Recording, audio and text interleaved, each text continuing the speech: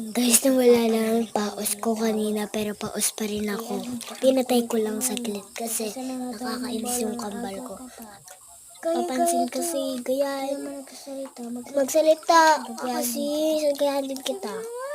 Sige na nga! Sige na nga, ate!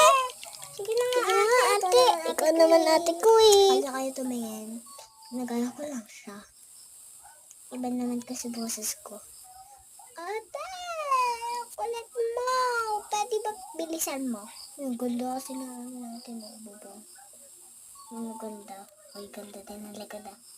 Hindi talaga kami magkambal. Wala ding toilet dyan, oh. Wait, wala. Walang toilet dyan. Wala rin dyan. Wala din ilaw dyan.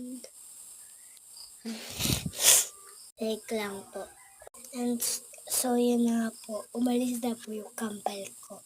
Since dun po sa harapan ko yung toilet niya, magkatapat lang po kami para pag nainip, gaganto kami yung